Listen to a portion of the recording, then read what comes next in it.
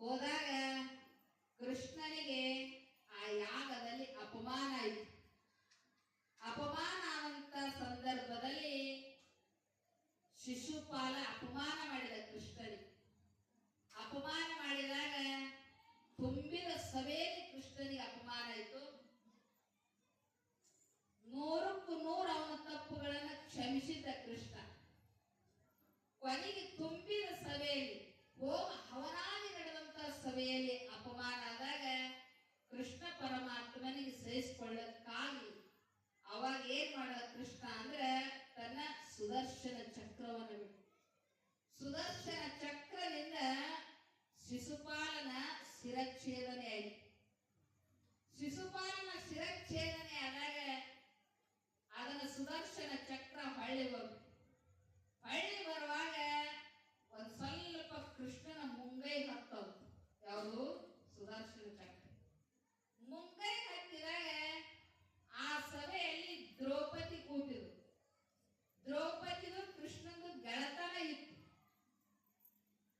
ಕೃಷ್ಣನ ಕೈಯಿಂದ ರಕ್ತ ಹರಿಯಾಕತ್ತಿತ್ತು. ದ್ರೌಪದಿ ಓಡಿ ಬಂದು ಏನ್ ಮಾಡಿದ್ರು? ತನ್ನ ರೇಷ್ಮೆ ಸೀರೆಯನ್ನು ಹರಿದು ಕೃಷ್ಣನಿಗೆ ಕೈ ಕಟ್ಟಿದ್ರು. ಕೃಷ್ಣನಿಗೆ ಕೈ ಕಟ್ಟಿದಾಗ ಕೃಷ್ಣನಿಗೆ ಬಹಳ ಆನಂದ ಅನಿಸ್ತು.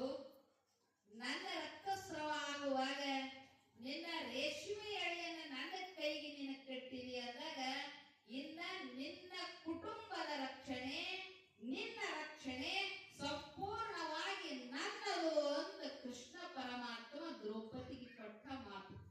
ಅದು ಯಾವತ್ತಿನ ದಿವಸ ನಡೀತು ಅಂದ್ರೆ ಇವತ್ತಿನ ದಿನ. ಇವತ್ತು ನೀವೆಲ್ಲ ರಕ್ಷೆಯನ್ನ ಕಟ್ಟಿದ್ರಲ್ಲ ನಿಮ್ಮ ಅಣ್ಣನಿಗೆ, ನಿಮ್ಮ ತಮ್ಮನಿಗೆ, ಇದರ ಸಂಕೇತವೇ ಅವತ್ತಿನ ಇತಿಹಾಸದಲ್ಲಿ ಪ್ರಾರಂಭ ಆಯಿತು. ಅದಕ್ಕೆ ಮಹಾನುಭಾವಿಗಳು ಇನ್ನೂ ಹಲವಾರು ಉಪಮೇಯಗಳನ್ನು ಅವರು ಕೊಟ್ಟಿದ್ದಾರೆ. ಮಹಾವಿಷ್ಣು ಪುರಾಣದಲ್ಲಿ ಸಹಿತ ಹಲವಾರು ವಿಚಾರಗಳನ್ನು ಹೇಳಿದರು. ಬಲಿಚಕ್ರವರ್ತಿ 3 ಲೋಕವೆಲ್ಲ ಬಹಳಷ್ಟು ಬಲವಾನ ಇದ್ದ ಅಂತ ಬಲಿಚಕ್ರವರ್ತಿಯನ್ನ ವಿಷ್ಣು ಪರಮಾತ್ಮ ಏನ್ ಮಾಡಿದ ಅಂತ ಕೇಳಿದ್ರೆ ರಸತಳ ಲೋಕದಲ್ಲಿ ಕರ್ಕೊಂಡು ಹೋದ. ಕಾಲು ಕೊಟ್ಟ ರಸತಳ ಲೋಕದಲ್ಲಿ ಹೋದ ಬಲಿಚಕ್ರವರ್ತಿ. ಅವನ ಜೊತೆಗೆ ವಿಷ್ಣುನು ಹೋದಾಗ ಬಲಿಚಕ್ರವರ್ತಿ ಕೇಳ ಕೃಷ್ಣನಿಗೆ, ನನಗೊಂದು ವರ ಕೊಡು. ಏನಿಲ್ಲ, ನನ್ನ ಆಸ್ಥಾನದಲ್ಲಿ ನಿನ್ನ ಸದಾವಕಾಲ ಇರಬೇಕು ಅಂತ. ಇವ ವಿಷ್ಣು ಹೂ ಅಂತ ಅಲ್ಲೇ ಉಳಿದ. ರಸತಳ ಲೋಕದಲ್ಲಿ ಕೃಷ್ಣ ಉಳಿದ. ಅವನನ್ನು ಹುಡುಕಾಡಕೋತ ಮಹಾಲಕ್ಷ್ಮಿ ಬಂದು ಎಲ್ಲಾ ಲೋಕ ತಿರುಗಾಡಿ ಗಂಡನ ಸಿಗ್ಲಾಕ ತಯಾರಿಲ್ಲ. ಎಲ್ಲಿ ಹೋಗಿರ್ಬೇಕಂತ ಎಲ್ಲಾ ಲೋಕ ತಿರುಗಾಡಿ ಲಾಸ್ಟ್ ರಸತಳ ಲೋಕಕ್ಕೆ ಲಕ್ಷ್ಮಿ ಬಂದು ಅಲ್ಲಿ ವಿಷ್ಣು ಪರಮಾತ್ಮ ಇದ್ದ. ಬಲಿಚಕ್ರವರ್ತಿ ಲಕ್ಷ್ಮಿಗೆ ಬಾ ಅಂತ ಕರೆದ. ಅವಾಗ ಲಕ್ಷ್ಮಿ ಏನ್ ಮಾಡಿದ್ರು ಅಂತ ಕೇಳಿದ್ರೆ ಬಲಿಚಕ್ರವರ್ತಿಗೆ ಒಂದು ರಕ್ಷಾ ಕವಚವನ್ನು ಧಾರಣೆ ಮಾಡಿದ್ರು. ಇವತ್ತೇನು ನೀವು ಕಟ್ಟಿದ್ರಲ್ಲ ರೇಷ್ಮೆಯ ನೂಲವನ್ನ, ಆ ರೇಷ್ಮೆ ನೂಲವನ್ನ ಬಲಿಚಕ್ರವರ್ತಿ ಕೈಗೆ ಕಟ್ಟಿದ್ರು. ಬಹಳ ಕೋಪಿಷ್ಟ ಇದ್ದ ಬಲಿಚಕ್ರವರ್ತಿ ಮಹಾತಾಯಿ ಲಕ್ಷ್ಮಿಯನ್ನ ರೇಷ್ಮೆ ಎಳಿ ಕಟ್ಟಿದಾಗ ಬಹಳ ಖುಷಿ ಅನಿಸ್ತು.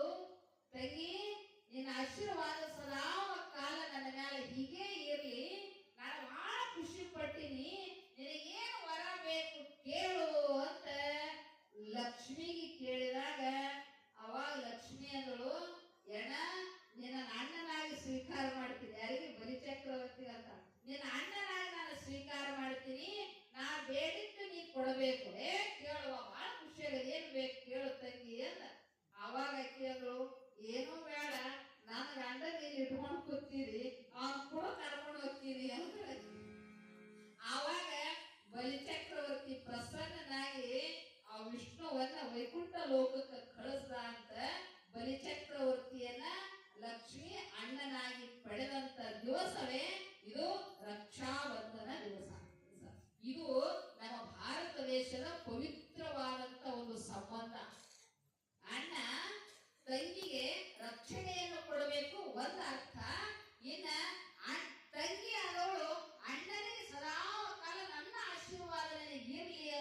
ಇಟ್ಕೊಂಡು ರಕ್ಷಣೆಯನ್ನು ಮಾಡುವುದೇ ರಕ್ಷಾಬಂಧನದ ವಿಶೇಷವಾದಂತಹ ದಿನ.